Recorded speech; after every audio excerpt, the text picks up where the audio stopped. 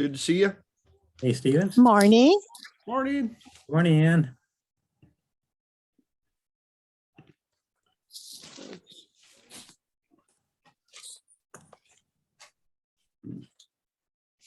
There's Jim Choik. Morning. Morning, Jim. I had to unmute myself. Good morning. John, I've joined you there. It looks nice behind you. And it's condo. Fly on out here, Jim. Yeah, I have to do that.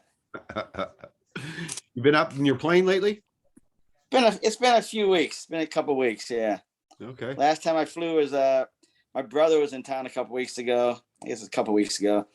Flew him to Jeff City for lunch. There's a restaurant right at the airport at Jefferson City. Oh, fun.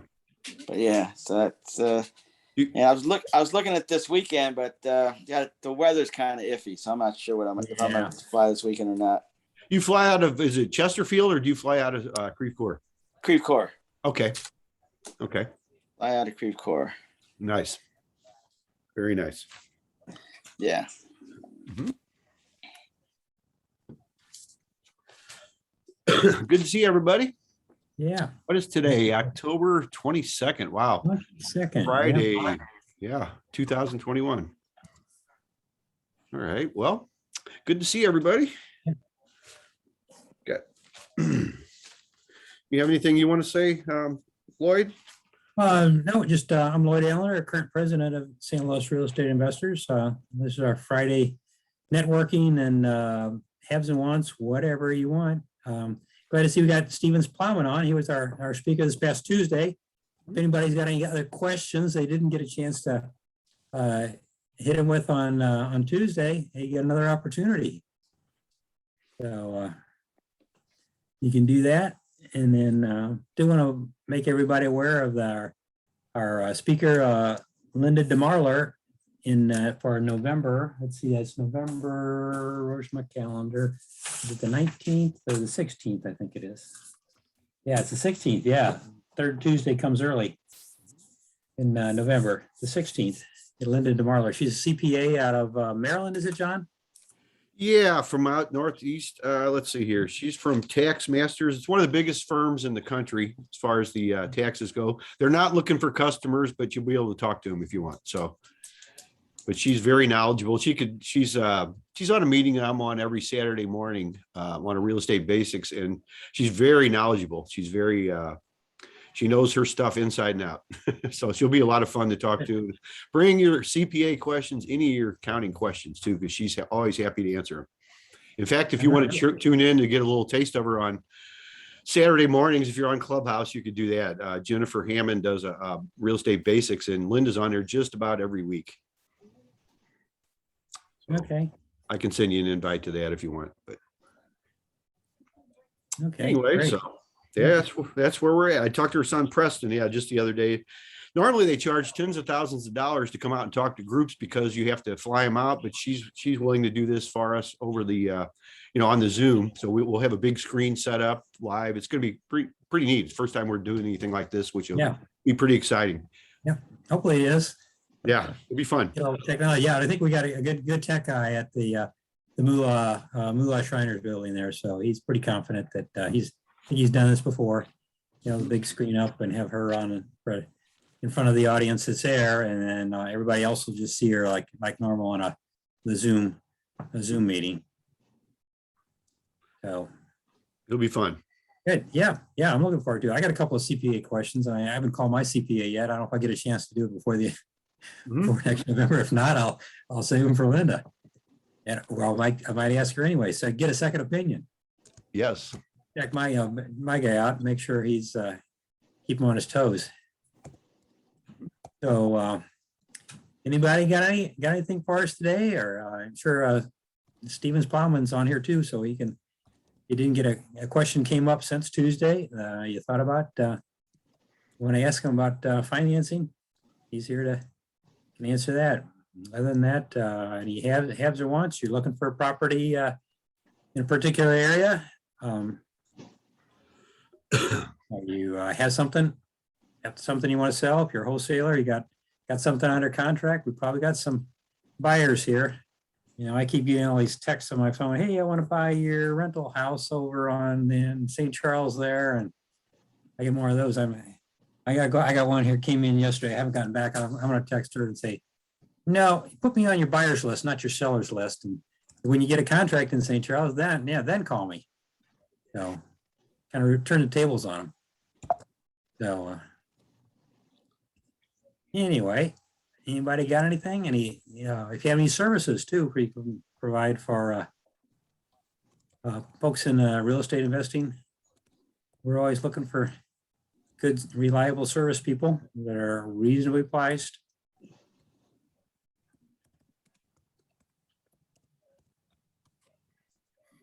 Nobody got anything? Let's see, we got Roger Wallach on here today. Maybe he's willing to answer a legal question for us. We got an attorney, we got a banker, we got a professional property manager, David Soto. So yeah, we got some real pros on with us today. So I gotta feel that whole any question related to real estate. I'm still looking for a lot to build my RV garage on. So I know Laura Lennington sent me as somebody that was trying to sell a half a lot. I mean, he had to get it divided and get it surveyed and divided. It was a 1 acre lot. He was going to try to get a half an acre divided off of it. And he may be running into some problems with St. Peter's. I don't know. That was the last I heard. He had the survey, but had to get some approval from St. Peter's. So we'll see how that goes. But I'm still waiting on it. In the meantime, I'm still looking at that deal. The way it sounds probably won't come through. Won't come through because the way it was situated. It probably won't be a full half acre. He drew a straight line down through the middle. It would have gone through his garage of the other house, the house that's on the one lot side of it. So. Are they separate on the legal description, Lloyd? No, it's a 1 acre lot. See, that's what he's got. Yeah. Got an issue. Yeah, if you get them on a separate legal description like you do with some of your lake lots, Yep. You buy them on one deed with separate legal descriptions. Yeah, there would be no problem separating them. But this is just a 1 acre lot, and the house that's built there is built on one side of it, and it's looked like they laid it out there. There's even a curb cut for a driveway, another driveway there. I looked at the plot just from the one that was on the county site, and if I drew it line right down the middle to make it exactly, because it's fairly rectangular, right down the middle, it would go right through the middle of the garage to the houses there. So they didn't try to, when they built the house, or maybe they built the house and maybe they added the garage on later. They weren't thinking about that divided into two half acre lots at that time. So I think that's probably where they're running into the issue with the city of St. Peter's. So. They don't like to split them. I was told by the zoning and planning guy down in Farmington many years ago, they're going to turn you down probably 3 or 4 times. And if you're persistent enough and you spend enough time and money, they might do it. They might. That's what I was told. So that's where I learned to look for them already spelled out on the deeds, because I do that all the time. I'll separate them and combine them with those smaller lots. And that's saved me a lot of money that way, because otherwise you got to pay you gotta get your engineering, it's cost. You have to have somebody go out and survey it and then try to split it. And there's never really any good lines. They like the lines that are already there that were put up in the 17 and 1800s is the ones they like. I wish you well on that, but don't hold your breath. No, I'm not on that. Like I said, that's why I'm putting it out here again. I'm casting the net again. So, hey, anybody that's got things, St. Charles County, preferably. I might even consider if it's close across the river, Maryland Heights or Bridgeton, possibly. Will be a short drive over the bridge for me, but I prefer St. Charles County, close into the 63301, 63303 zip codes. And I even consider a small house with a decent sized lot, a half acre lot with a small house. Ideally, it would be like on a corner where you could have a driveway for the house on against one street and another, but other one. So I could have a rental house generate income for me on the lot, and then yet have a place to park my RV, or maybe I'm hoping to get a place, a lot that's big enough, half acre or an acre, I could build a multi-car, maybe like a five stall one and lease out the other ones. And that would definitely pay for my storage and still be some income without getting too big of a burden of having a lot with a operating gate and all this stuff for to keep all the security stuff out, but associated with having a storage lot. I see more storage lots going up too, even in smaller towns. Yeah. They're everywhere. They're everywhere. Yep. I've been up. We learned, we got some friends that live up in Minnesota, some little town up by the lakes, way up in northern Minnesota. We were up, last time we were up there, they're pouring a slab there. There were several storage spots for people to keep their boats, people that live down in Twin Cities and up to, like they don't want to drag their boat all the way home, or they can just store it up there by their lake. And they're building more. They were pouring a slab for a new one. We were up there last time, so that's a good place for storage anywhere near a lake. What do they charge nowadays for RV storage, Lloyd? At mine, they start. I've got one of the smaller spots. It's 16 by 40, I believe. Mm-hmm. I pay $450 a month. Whoa! And that does not include electricity. Holy moly! Yeah, I know. That's why it pained me. I had. Now I'm interested in owning one of those places. I'm interested in $450, and they don't, and that doesn't include the electric. They got each unit on a separate meter, and I get a $12 a month electric bill just for having the service, having the pleasure of plugging in and turn on a trouble light or plugging in a battery charger to keep my battery charged up on the RV. Wow! So it's lucrative. I know it's a lucrative business because they started out with one building. Golly, it's been probably maybe 10 years ago now, and built that. And within the first couple of years, they put a duplicate copy of it. The first one had 16 units. They built another one with 16 units on it on the other side of their lot. And they still had some spaces in the middle for storing just on-ground parking, above ground, outside parking in between with gravel on it. And just within the last 3 months, they finished the third unit. Went down the side. They finally evicted all the outside storage and built the third unit. They finally filled up their entire lot. They probably got it's a little better than an acre, maybe 2 acres there. They finally filled it up completely with indoor storage in it, and they're probably getting close to filling those up. And they've been filling them up as fast as they were building them. And yours is outdoor. Pardon? Your storage is outdoor. No, mine is indoor. Oh, you are indoor. Okay. Yeah, that's right. Yeah, I pay for it. $450. I'm trying to get out of paying $450 a month. I had my new RV, first new vehicle I ever bought. It sat outside in the weather for the first year because I didn't want to pay that $450. I kept looking for something, an opportunity to build a shed or something, or another warehouse that was leasing, something a little bit cheaper, but they were so far out. The places I was looking at, there was one up in Moscow Mills, and then you had it was an old shed or warehouse. I was looking for something closer in, and I never did find one. And finally, one of these opened up because the new ones the new check-in he built were going for $600 a month. I held out to one of these older ones. It was a slightly smaller, a little shorter. The new one's like 45 foot long, I think. Mine's only 40, but I've only got a 25-foot RV, so I don't need a long one. I held out for the longest time, and then finally bit the bullet and got in when he had one of the older ones opened up, because they don't open up very often. He only advertises them when he has a vacancy. He puts a little ad on Craigslist, and I'm sure they fill up pretty quick. Wow. I haven't looked on Craigslist lately to see if he's got any of the new ones still. He might have some of the new ones, but I'm not sure what they're going for. But no, it's a pretty lucrative business. Have you been to, well, you went to the Scott Myers, you talking about? Myers. Yeah. Thank you. Oh, I'm very interested. I had no yeah. idea that you were paying, people pay that much money. That's I've seen that right, one yeah. going up on 55 recently. It's been like for big storage for big equipment for years and years. And I think they changed hands, but they built all these little roofs, and now there's all these motorhomes and campers parked underneath all this stuff. They're not completely inside, but there's probably 100 of them there. Yeah, I'm sure they probably charge at least $100 just to park on the roof. I mean, I was paying over $50 a month for several years to park our RVs out, just outside on a gravel lot. Wow. And the only amenity it had was light. It was lighted at night.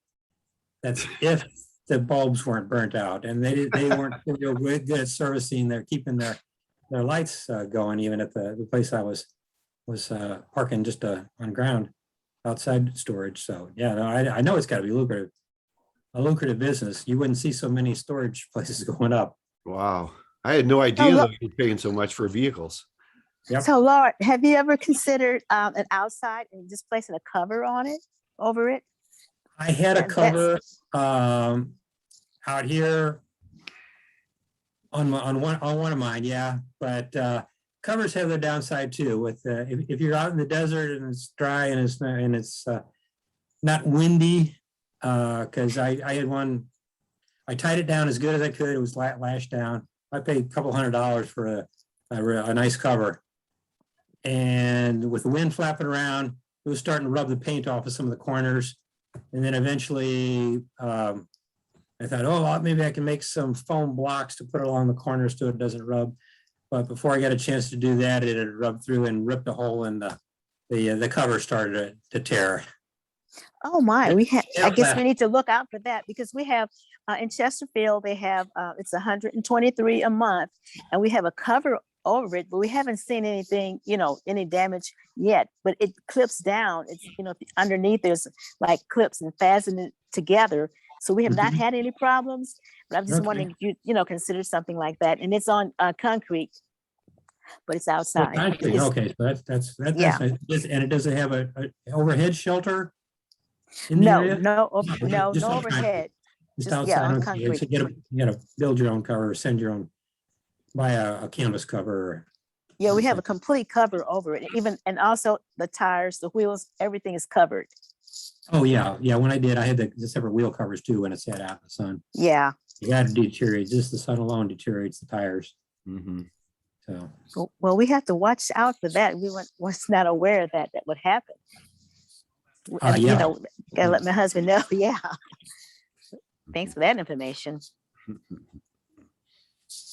So yeah, you mentioned before what I talked about that you had an RV. You may be interested. So if I get my RV, set, I'll give you a call and. Oh, that would be great. It's a 25. It's a Sprinter. It's a Mercedes Sprinter. Oh, okay. Yeah, we looked at some 25. Mercedes ones, but I'm a little hesitant to go with the Mercedes. They go with the diesel. Right. I'm still hanging on to gasoline, even though I pay over $100 to fill up my 55-gallon tank. But because we only got a 25-footer too, so it's expensive to. But it's cheaper than driving the big Class A's and all the other things. Oh yeah, sure.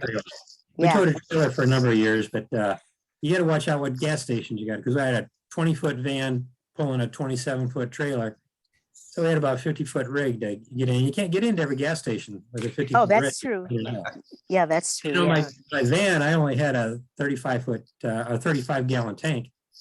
And so I had to keep an eye out on gas stations where I could get off the highway and back on again easy and get fuel. And we like to travel out in some out of the way places down in Texas and Florida. And so yeah, had to watch the gas station situation. But now 25-footer I can pull in without towing anything. I can pull in any gas station.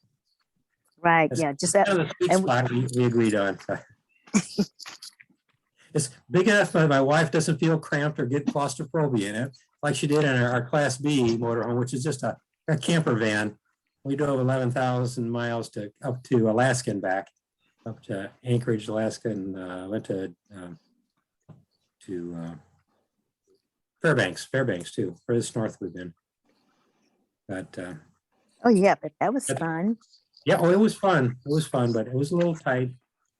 That's a long trip. A little claustrophobic, yeah, especially since we had so much rain. We were out there in probably one of the wettest August and Septembers they'd had. Like we got snow the last day we were driving out of Alaska going into the Yukon. Started snowing on us, so Yeah, we picked the end of the season, which is usually a little better, more stable weather, but Mhm. that year it wasn't. 2012 it wasn't. So. Hmm. No, anybody got anything else they want to talk about today? We're looking for some double doors, front doors. If anybody knows has any leads on there. I mean, we've looked at a few. You can order them. You can find some here and there, but we're just now starting to look at doors and windows for our barn dominium. For your barnuminium. Huh? Okay. Yes. Yeah. Yes. Yeah. So if anybody knows anybody that has a in on double doors, I'm interested. Okay. Yes. I've got the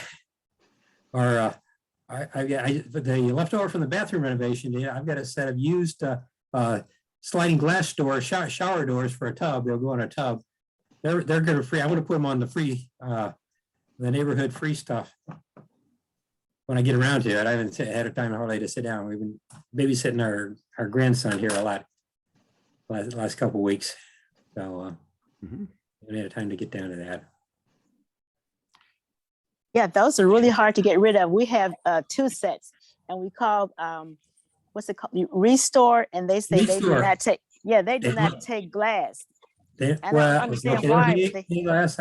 I know they won't take a mirror that's not in a frame. I tried that a couple of years ago, and I went with all the other stuff of the faucets and everything that were still in good usable condition. And they took all that, but they said, look at that. Nope, we don't take any. We won't take the shower doors. No glass. Yep, you're right. Yeah, so that's a shame. And in the past, I've advertised them on Craigslist when I've done some renovation. I had some people take them off my hands that way, but which I might do. I put them on our neighborhood site or Craigslist, and then the free side. Just hate to see them go to waste. They're still good, usable. Got the frame and everything. I saved all the pieces. I got them all bundled together to load into somebody's car. I'll even load them in your car or your van. Back in your truck. Just like to recycle stuff.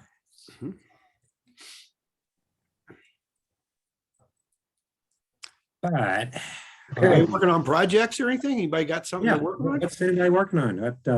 What's everybody doing? Are just sitting around having coffee?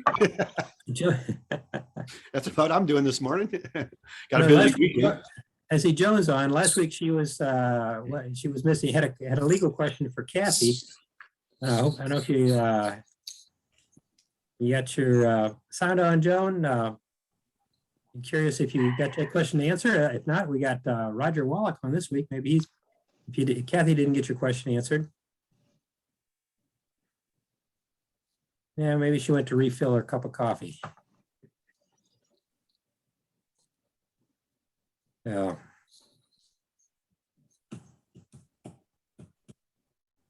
Looks like Roger's available. So. Yeah, Roger turned his video back on. He's available to answer anything. Anyone had a good title company to work with for Lincoln County? I don't do work up there every day, so I don't have an immediate contact. I have a client with a property up there that is being sold. Okay, there's a question for anybody doing business in Lincoln County. Is a good title company?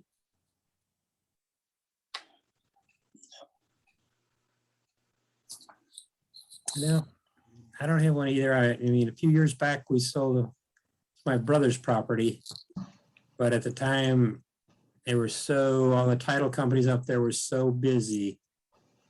We ended up going down to Investors Title here in St. Charles.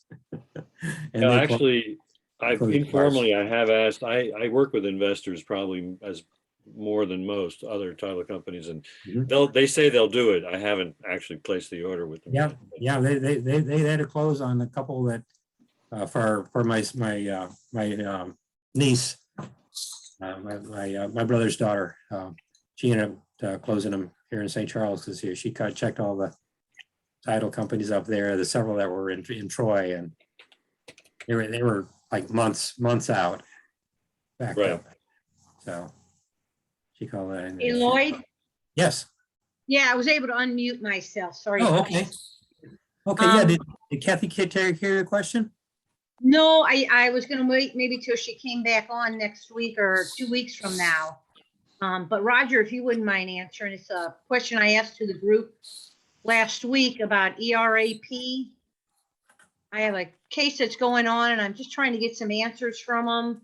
I guess the tenant signed up with utilities plus rent, and she hasn't responded on the utility part. So I'm just waiting You're talking for, about the government subsidy for tenants because of Yes. COVID? yes. Yeah. Yeah. And the question exactly is what? Do they cover do they include utilities?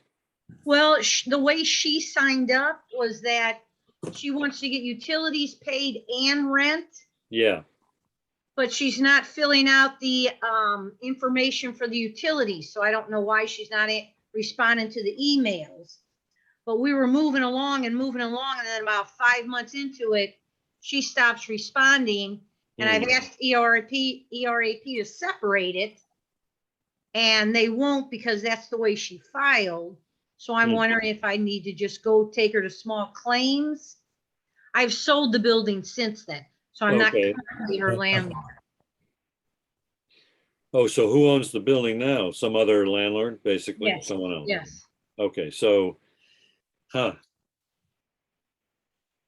mean, if you can find out the utility information, I know the official rule is that you're not supposed to do this, but it gets done, which is that the landlord can provide information that the tenant is supposed to be the one providing, just to move it along. But I don't know if you can then, if you're able to find out directly from the utility company what you need, and then you fill it, basically you send them the information.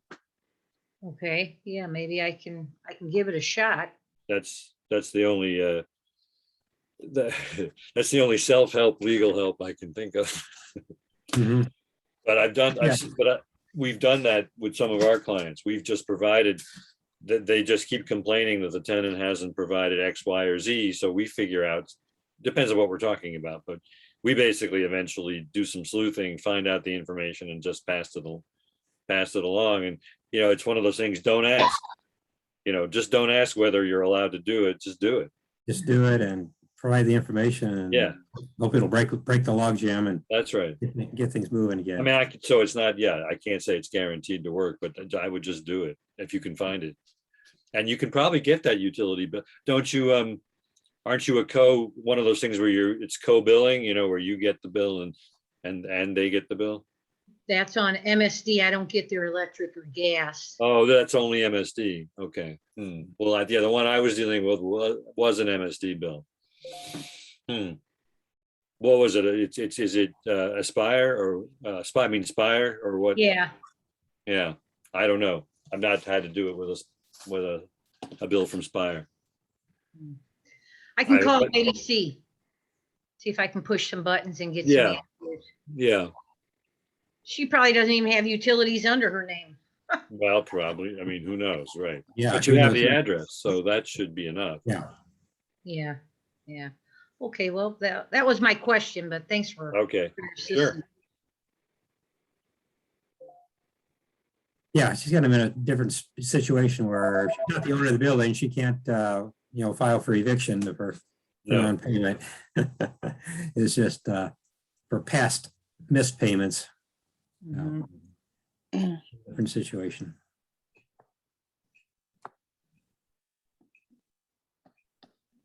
Yep, always best to get those things tidied up before you sell a building. But I know in this case, there's been it's been an unusual last year and a half. So it's going on 2 years here almost, Tosh. Well, and that's a sad thing. We were rolling along fine. And then all of a sudden they decided they threw in this thing about the utilities. Mm-hmm. And I had not, they hadn't responded or they hadn't mentioned anything about utilities prior. Mm-hmm. So, and that particular company that's working with the RAP will not split it up.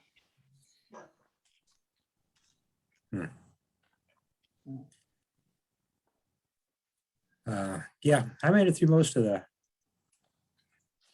pandemic with pretty good results of collecting rent, but I had finally one of mine's struggling. He had a small business that was doing cleaning services, and he lost a big client. I guess they had a big office building that they weren't occupying anymore, I suppose. And so he's struggling now, but he's looking for another job, and sounds like his prospects are getting pretty good.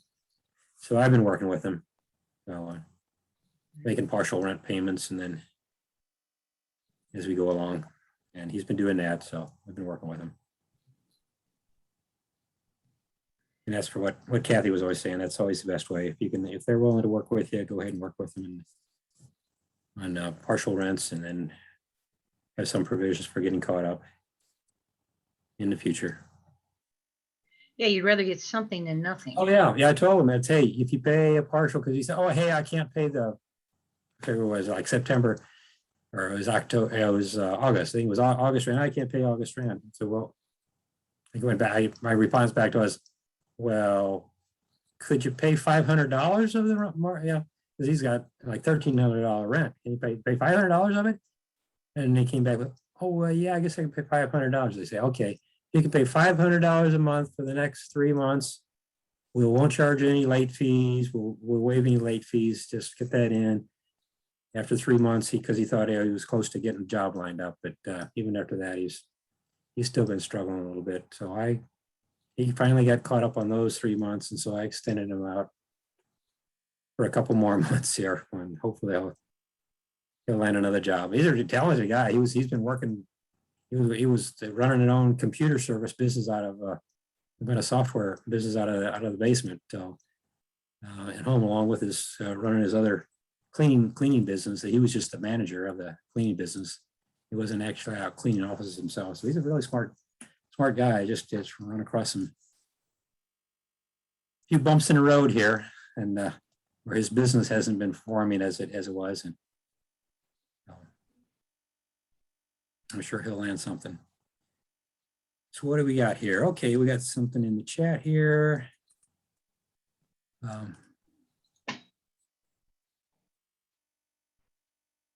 Medina says, I'm joining a little late. Good morning. I have decided to start looking for my first 4 family and have had a difficult time finding properties. I'm open to any tips. Thank you. Okay, he's looking for a 4 family. So anybody got any tips on how we can find a good deal on a 4 family? Anybody got any 4 family here? They might. Yeah, what area?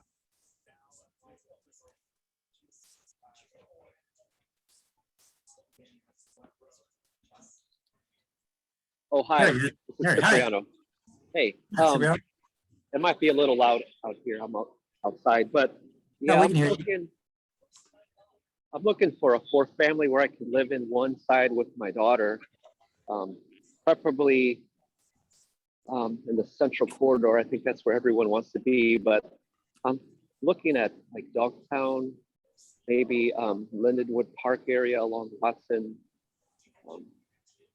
Maplewood, of course, but I've seen a few properties in Maplewood, but they're mostly 2 families. But I really want to stay in that corridor. I've also looked at U City, so I'm kind of focused in that area. Just want to live in one for a year, and then I just want to start my rental properties with the 4 family.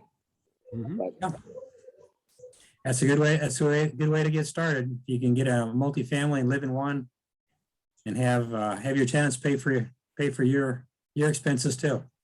yeah, a friend of mine purchased a few properties this year. He's had good luck, but he's found properties in Soulard,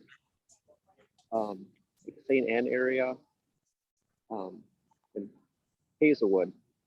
But I'm kind of conflicted because I have my daughter. I don't want to. It's the commute and all of that, and the schooling. I don't want to. I'm kind of particular about where I want to find a property. But Are yeah, you if looking for a anyone has fixer upper or move in? I don't mind a fixer upper I don't want it to be a full gut rehab. Okay. But, yeah. Okay. Some repairs, but we're pretty much not to where you have to do a lot. Is that what you're saying That's there? correct. Okay. Yeah. Alrighty. Keep an eye out. Look for a tired landlord that has tenants. Well, that's Mhm. what I'm looking. Yeah. Wow. Yeah. Any tips? I'm open to them. So thank you. Mhm. Right.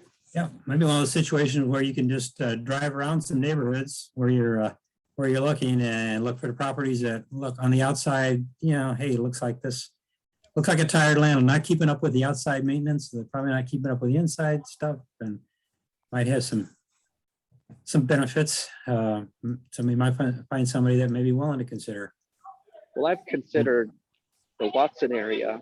I've considered driving or Lindenwood Park. I've considered driving down, identifying properties like you suggested, and then writing a letter to the owner. Mhm. That's my next Yeah.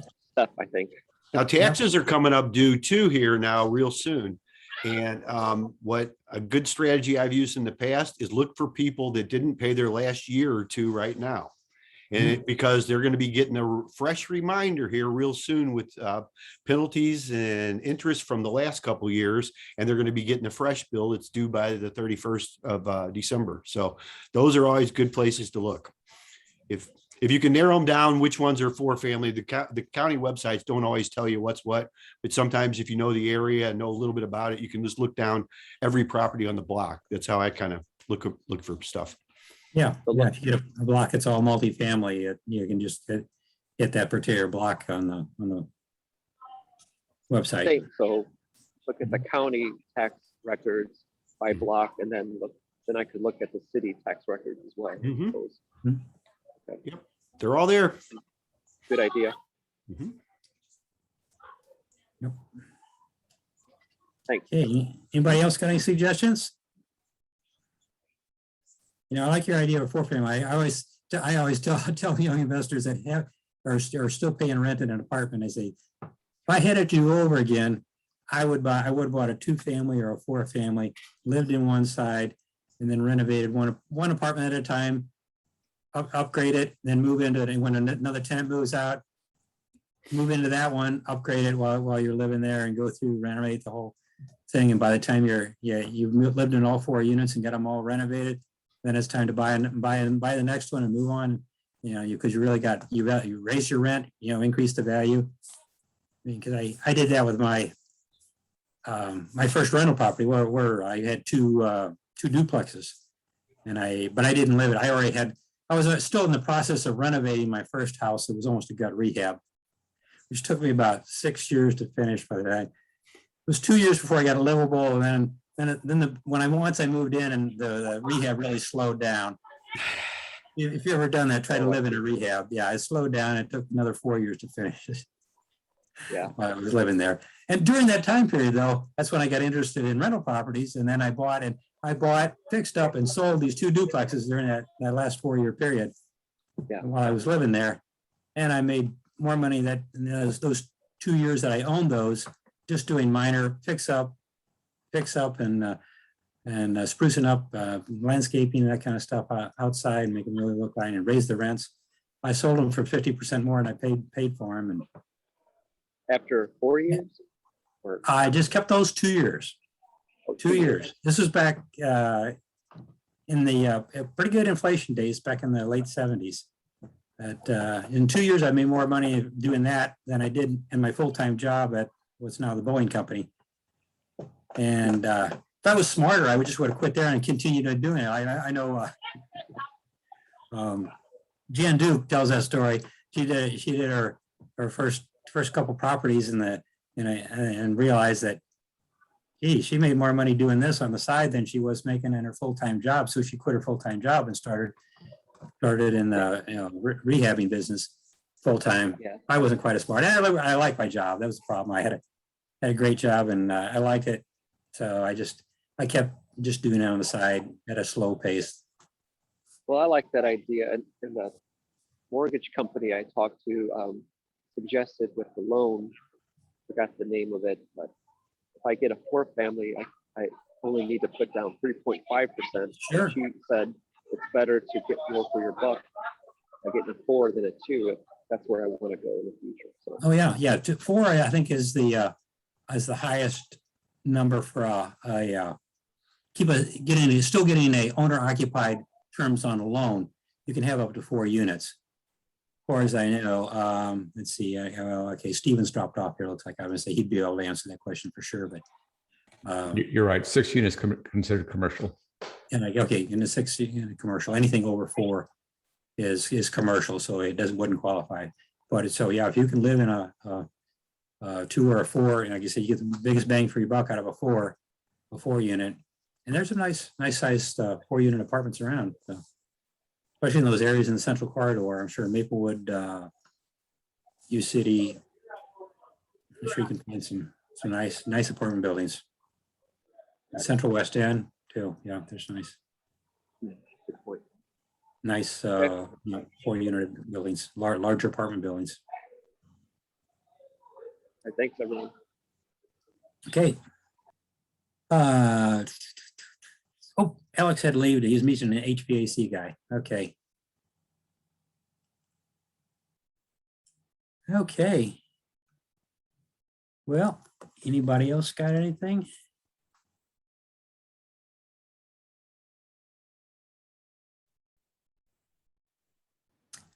I don't have any more. I don't know. I'm sure you don't want to hear me talking about my RV shed anymore. So no, Jim, if I was talking about airplane hangars, I could get Jim Joyke interested in that. I was going to lease him an airplane hangar. Yeah, there we go. So in fact, I might like, you got any of those hangar spaces open? Can I, how expensive are they? I mean, They're expensive. Yeah. Hangars are expensive and they're hard to come by. Hard to come by too. Okay. I know. I told, we have one of our members that owns some airplane hangars over in Illinois. Oh, You know, Paul, names are getting by me here. Anyway, he's got some airplane hangars over in Illinois. And I said, hey, if you ever decide to sell those, let me know. And no, he hasn't let me know. well, at least around here, Creve Coeur, they're expensive. Yeah. For a metal shed that you don't own the land, because the airport still owns the land, so you've got to pay, pay the airport monthly for the land lease. It's not cheap. No, I don't imagine. Does it have a concrete floor though? Most of them do. Most of Some have. Well, at Creve Coeur, they either have concrete or asphalt.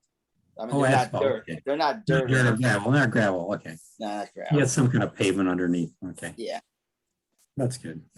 Hey, you want to end with a little bit of humor? Yes. All right. Please do, Dave. I see all of our applications and some of them are pretty dang hilarious of things we run into. So here's an applicant applying for one of our apartments, and her reason for leaving her previous place is it starts with unsanitary living conditions and is a paragraph long of complaining about the place. She's been there since March and still there and complaining about the place. And that's part of it. The other part that I think was hilarious is that one of the questions we have in our qualifying is it says we have the option to pay online if approved. Will you use this feature? She says, no, I'd rather pay in person to assure I'm not being scammed. Do you think this might be a problem tenant? Yeah, that could be. Kind of a red flag there. Yeah, more than one hint on that application that you probably don't want them as a tenant. Yeah. Those are the ones when I ask just people showing, oh, where are you living now? And if they start complaining about their current landlord, I say, okay. An entire paragraph. That's just substitute my name. In a couple of months, it's going to be my name they're complaining about, no matter how good I take care of them. So, Speaking of unsanitary conditions, I have a question to get maybe some opinions on if anybody has one. Sure. We have some tenants who have collected a lot of personal items, and it's gotten to the point where it's stacking up in the room and there's a walkway from the door into the next room. And we can't get in there to really take a look at how things are working. We can't check the electrical outlets and that sort of thing. or if a repair does need to happen to a window, we can't get to a window. The property has an outbuilding. I don't think it's a garage, that the previous owner had been using for storage. And when we purchased the property, we insisted that he remove his things from there and unlock it. So they have space to move things if they wanted to, but they've not. Does anybody have any suggestions on how we approach them about clearing out the house? Ooh, You want to keep them as tenants? yeah, well, yeah, that's, Well, they were paying every month. They've been there a while. The mother is older, so I really also don't think they want to move. But they need to move some things out. They need to. It's a concern for us too. It's unsanitary. It's unsafe. You may be opening up a can of worms, but you could always have your insurance agent or broker come by and take a look at it and say, in that way it takes it off of you, that you're not the bad guy doing this, but say because of, the insurance, they have to look at some certain things, that it could be outlets, windows, and that type of thing. Or you could just have another representative coming in saying, for insurance purposes, as long as you don't misrepresent it or lie, you could do that. And then you could make recommendations based on that. That way it kind of comes from a third party and you're just, you're not being the bad guy. That's something you may try. mhm. Or at least talk with your insurance agent. You might have, I don't know if they would come out and, take a look at it. There's they're liable to cancel your policy. Right. Well, that's the thing you got to be cautious on. Sometimes the they do thing, it yeah. automatically. The reason I say that, because we got a horse farm in Valley Mines, and I just got a notice this week. They sent somebody out randomly, and then of course they found about 4 or 5 things they think we should fix right away. So Yeah. so that's okay, but that's something you can do. That's very legitimate. I mean, you just be careful you're not misrepresenting something, because you don't want to do that, but you could definitely do that. And then again, use caution if you do call your insurance guy. Now, my insurance broker, he will do, he'll say a lot of things kind of off the record, but he's a little different than most of them. He actually came out when one of my properties when I was out of town, when we got broken into, and he boarded up. Him and his son boarded up the place and did all kinds of stuff that most insurance people won't do. But but that's something you can do, because the companies will do that. And if there is concern, because it could be a very big concern. Well, if you have an elderly mother or somebody in there, and they can't, what if they can't get a stretcher or something in there if she does have a reason to take her out? I mean, it is a big concern. So, and your insurance could possibly not pay. I mean, I've had real good experience with insurance, and I've had really, really bad experience with insurance in the last few years even. So, I mean, it's just, it's all real. That's a concern for you, Melody. I would definitely look into that. Okay. Well, I also know that some of the local health departments have pamphlets that are for tenants, explaining to tenants the importance of keeping their own home safe and sanitary.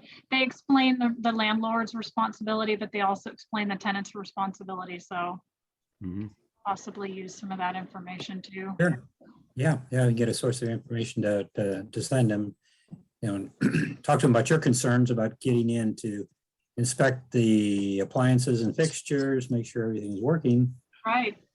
But then that'd be an opportunity to hand them a pamphlet if you can do that. Yes. Cipriano put it in the chat there. You can simply cite the ICC International Property Maintenance Code, which describes this type of issue, and then tell them they have to comply with the code. You can definitely do that. I personally like to bring somebody else in, a third party, because it's not me answering. I don't own anything anymore. My company does. And I always have to check. I don't answer questions on the spot or anything. I always have to wait till our board meeting, which we have every Tuesday or Wednesday every week. And that could be just me sitting on the deck thinking about what I'm going to do. And then I'll get back with them. I mean, it sounds funny, but that works very, very well, because I personally have a hard time when somebody says, well, I can't pay the rent because my baby, and they have all this stuff. And I just always have, it's too easy to say, oh, it's okay. Well, that's not the way you do business. I just tell them now, I don't know if you can put a barbecue pit in the kitchen. I'll find out. We have a board meeting on Tuesday and I'll let you know. And then no, I'm serious. I mean, it sounds funny, but I'll get back with, and that's an extreme example, but I'll just say, no, we met with the board, and because of safety concerns or whatever, you cannot do that right now. And that way it takes it off of me, you know? So, That reminded me, my partner has properties over in Germany, and he had some tenants in a property that was being leased by the government for refugees, and they decided to have a bonfire in the middle of the living room,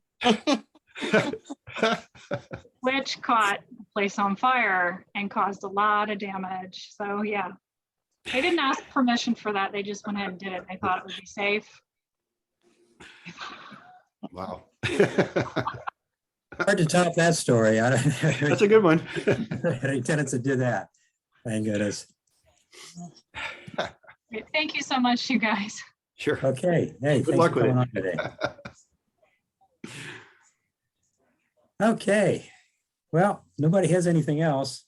I'm going on and check on my grandson, see if he's still napping. I got him down for a nap just before I got on here, so he's probably giving my wife fits right now. So I know, hope to see you next Friday. Let's see, next Friday is the 29th.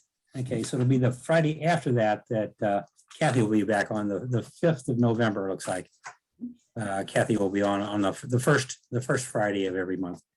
She's gonna be with us and be able to answer our questions and tell us what's going on with the court system. So, so. Until then, Lloyd, take care. Yes, Roger. one quick thing. It occurred to me, hearing Cipriano ask about a 4-family flat. We've never really moved forward on it, but there was a time, and actually it's come back to me. We probably, I'd be interested in a 4-family, you know, probably either along Delmar or someplace like that. You know, I mean, one of them, it's Delmar, but like in University City, probably from about the 7800 block up through, I don't know, 80, you know, the 80, 82, 83, 8400 block, basically, you know, between maybe Jackson up to Highway 1, up to the highway, up to 170. Somewhere in there, if there was a 4-family that anyone just could have got wind of, that maybe before it goes on market officially or anything, either on Delmar or there's a few 1 block off Delmar. Most of them are on Delmar that are there, but I'd be interested in one of those if anyone had one. And it could be either, I don't care whether it's a total, I don't care it's a different deal, obviously, depending on whether it's a complete gut rehab or a minor fixer upper or a move-in condition. But I'd be interested in working, you know, if we could work a deal. I doesn't matter what level, we could handle any level, but it would have to be in that area though. So Okay. Just a thought. Okay, so if Cipriano runs across one that in his search that's more work than he wants to Maybe, take on, yeah. maybe he can refer it to you then. So Yeah, that's all right. sounds like You he's can looking take for it a on. light fixer up or a little painting. Yeah, carpet. no, we could handle a heavier fix up if we Okay, needed to. Yeah. okay, All right. Sounds good. very good, Roger. Yeah, you want to give us your phone number to contact if anybody Sure. knows of something? I guess the best number is my work number because I check those messages more, you know, regularly all the time, Yeah, and sure. I don't always. And that's 314-308-2900. Okay, and also, I don't know, Cipriano, you want to give us your contact information if somebody runs across a 4-family in our. Oh, there you go. Oh, there, he just did it. Oh, he put it down. Okay, good. Okay, thank you. 504-4809. 314-504-4809. Okay. Okay. Very good. Okay. Nobody has anything else? Going once, going twice? Okay. See Good you all seeing next you. Friday. Take care. Sounds Good good. to have you with us. Thank you. All right. Thanks for Have a coming. great weekend, Bye-bye. guys. Have Yeah, a have a good good weekend. weekend. Have a You great weekend, too. everyone. Bye.